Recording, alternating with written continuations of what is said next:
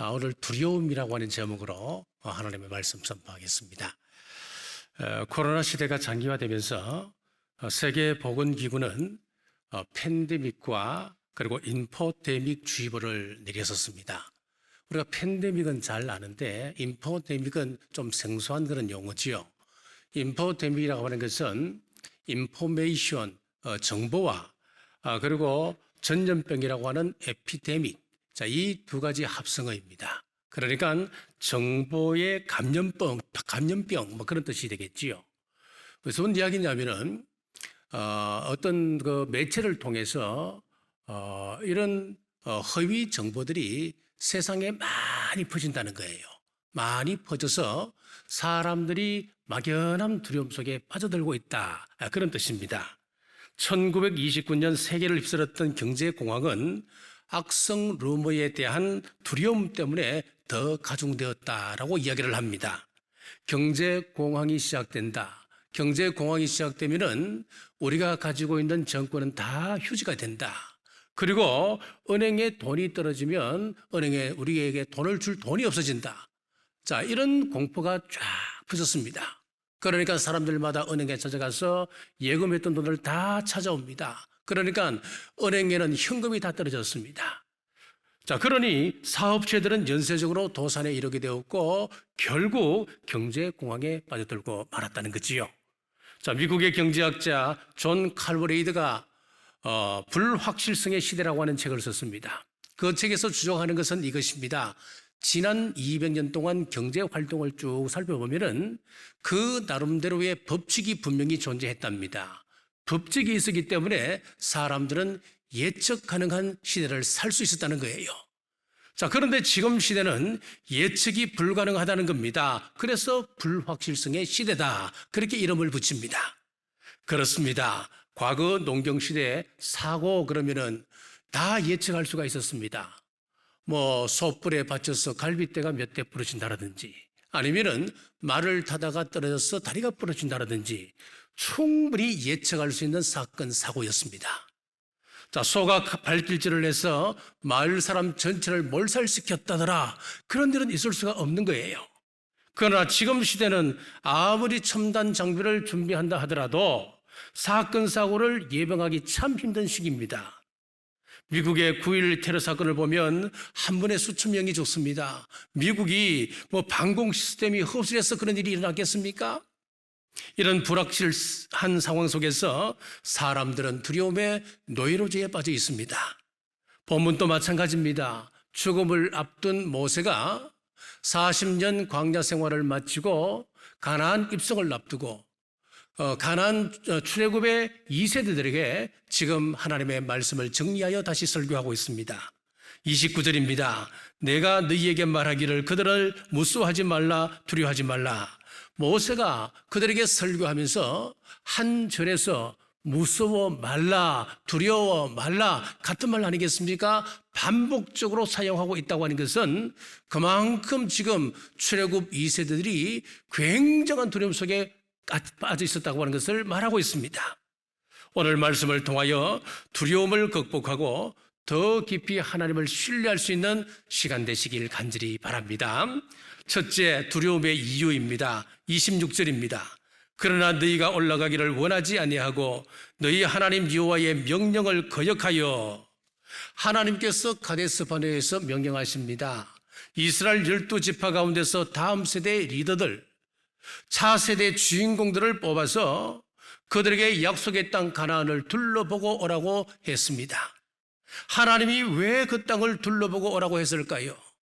전쟁을 앞두고 그 땅의 지형과 형편을 살펴오라고 시켰겠습니까? 아니면은 전쟁 준비를 잘하고 있는지, 무기는 어떤 상황인지 그것 알아보고 오라고 보냈을까요? 지형을 살피고 군사력을 알아보기 위해서 그들을 보낸 것은 아니었습니다.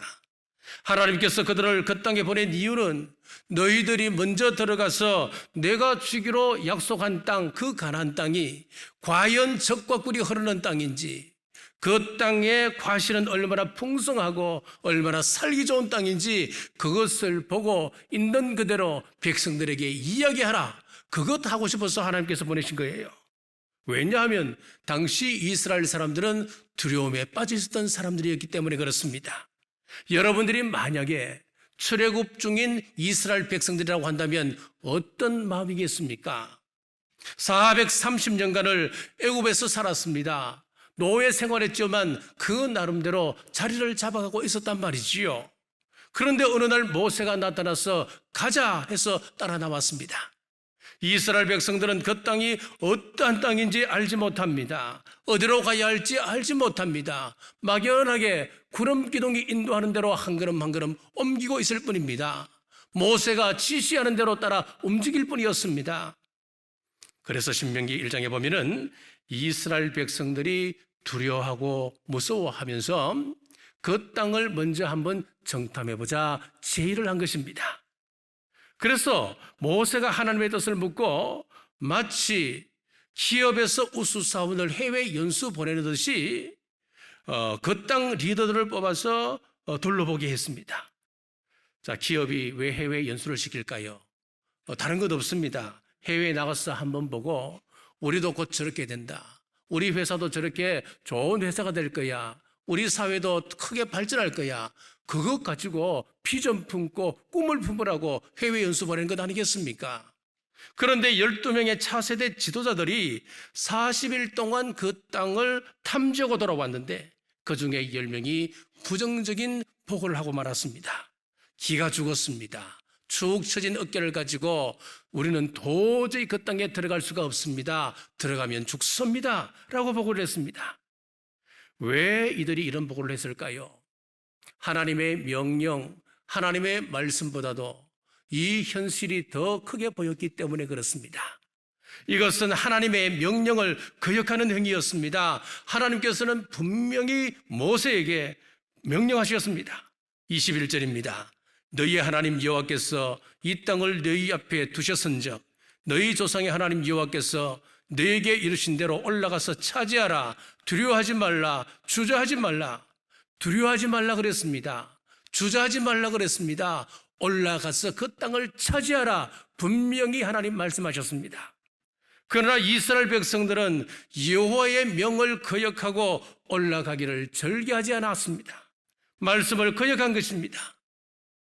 자, 우리가 하나님의 말씀을 거역하게 되면 우리 마음속에는 두려움으로 가득 차게 됩니다. 자, 부모의 명령을 거역한 어린아이들을 보면 어떻습니까? 어머니 얼굴을 맞이할 수 있겠습니까? 눈을 피하게 됩니다. 왜 그렇습니까?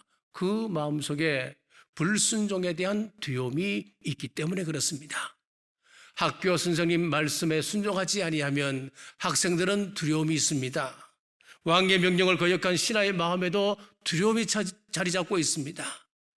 하물며 하나님을 거역한 하나님의 백성들, 그 마음속에 두려움이 왜 없겠습니까?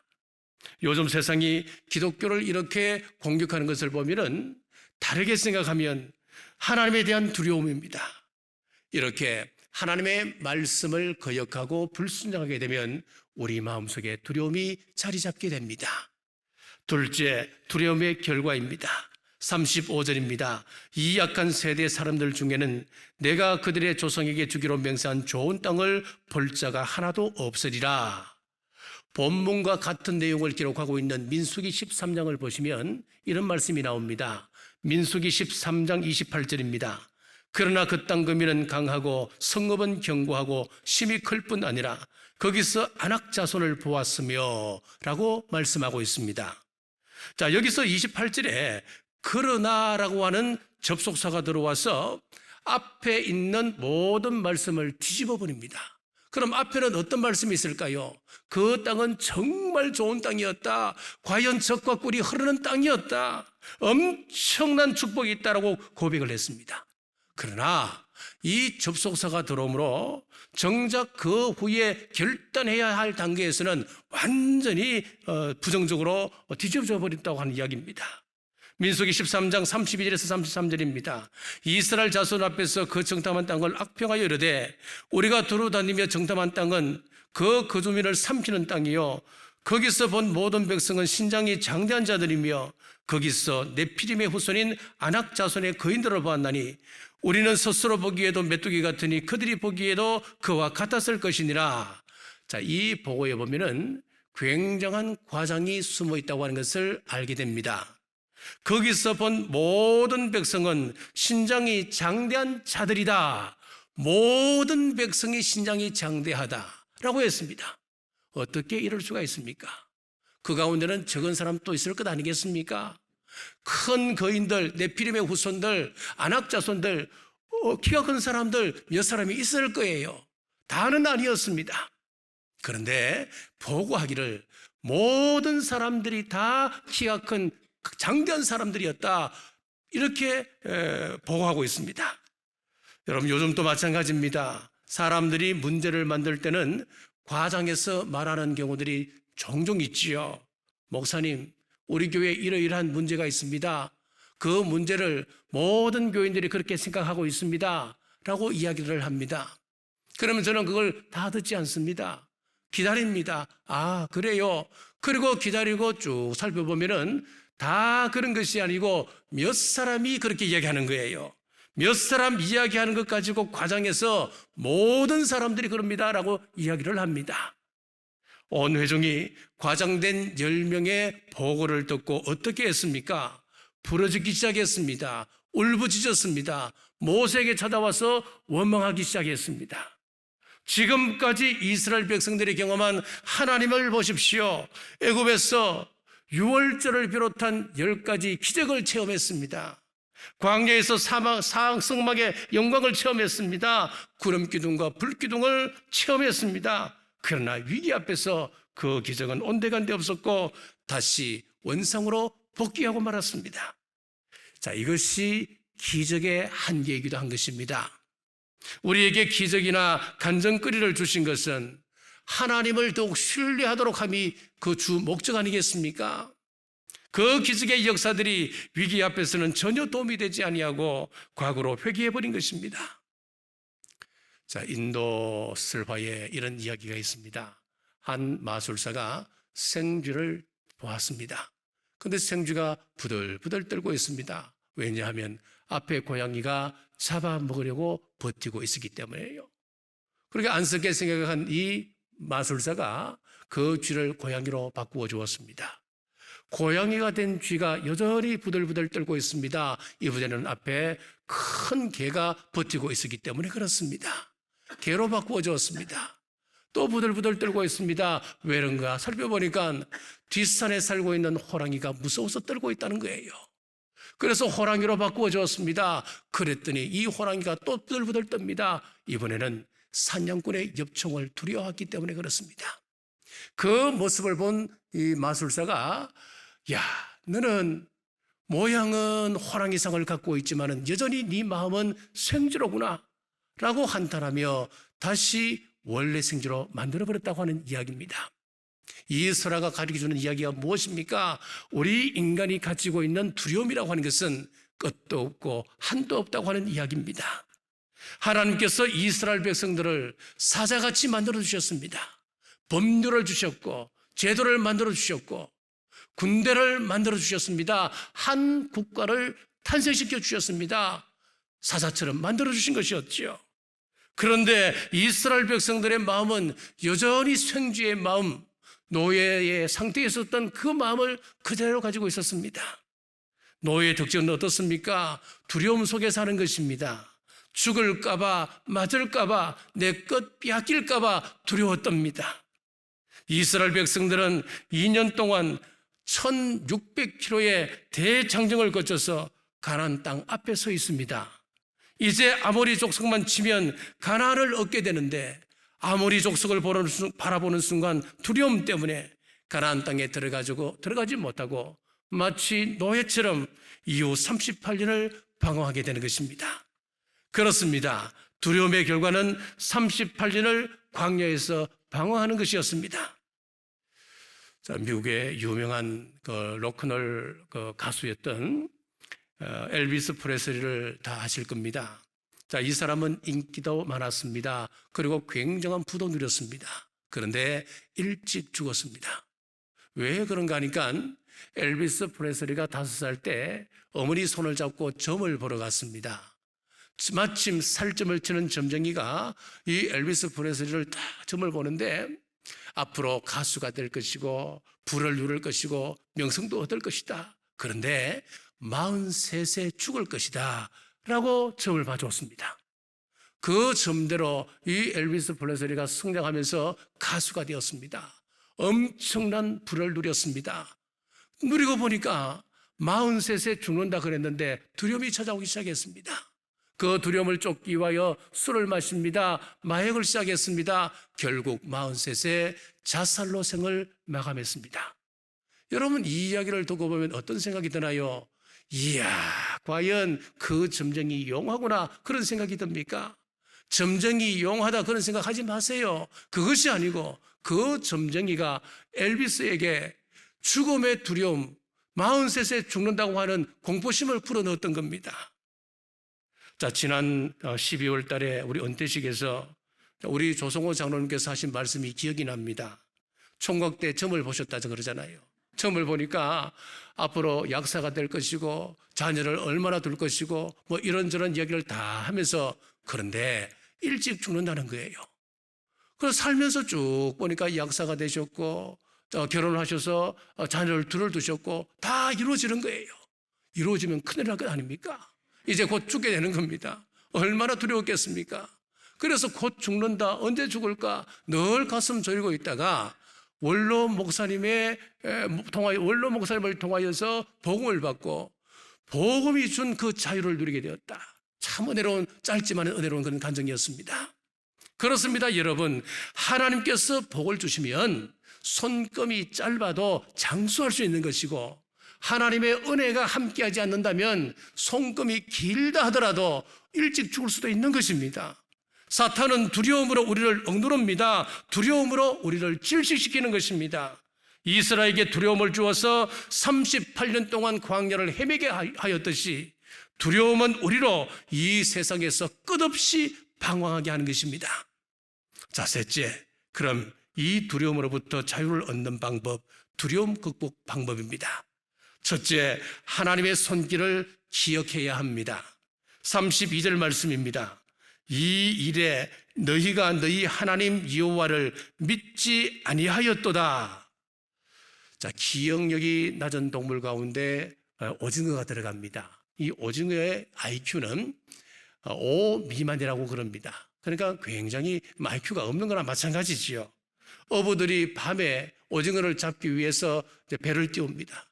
그리고 한바다에 나가서 집어등을 켜요. 그럼 집어등을 켜면은 그 불빛에 오징어들이 쫙 몰려오는데 이 오징어가 모여들면은 낚시를 이제 들이지 않습니까? 오징어 낚시는 야광으로 되어 있습니다. 거기에 미끼를 끼우지 않습니다. 그 불빛을 받아서 야광 미끼가 그 낚시가 바짝바짝 빛나면은 오징어가 덥석 물게 되는 거예요. 자, 끌어올리다 보면은 한두 마리 정도 빠질 것 아닙니까? 떨어질 것 아닙니까? 그러면 어부들은 걱정도 하지 않습니다. 얘들이 먹고 도망을 가면은 다시는 안 물겠지 걱정할 필요가 없다는 거예요. 왜 그런 줄 아세요? 2초만 지나면은 다 까먹고 다시 그 낚시를 덥석 문다는 거예요. 지금 이스라엘 백성들이 이와 같습니다. 2년 동안 그들이 하나님으로 받았던 수많은 기적들과 그 은혜들 얼마나 많았습니까? 하나님의 역사를 직접 눈으로 목도했습니다. 상상치 못할 기적을 경험했습니다. 그러나 다 잊어버리고 새로운 문제 앞에서 벌벌 떨고 있는 것입니다. 여러분, 우리에게 괴로움이 생기는, 두려움이 생기는 이유는 과거에 도우셨던 하나님의 손길을 잊어버렸기 때문에 그렇습니다. 과거에 하나님께서 나와 함께 하셨다고 하는 그 사실을 분명하게 기억하고 있다면 우리는 두려워할 이유가 없습니다. 환난 중에 도우셨던 하나님의 은혜를 기억하면 현재 당하는 두려움과 고통은 넉넉히 이겨냄을 믿으시길 주님의 이름으로 축복합니다. 두려움을 극복하는 방법 두 번째는 담대해야 합니다. 29절입니다. 내가 너희에게 말하기를 그들을 무수하지 말라, 두려워하지 말라. 자, 우리 신앙에 있어서 담대함이라고 하는 것은 굉장히 중요합니다. 두려움은 마귀가 주는 것입니다.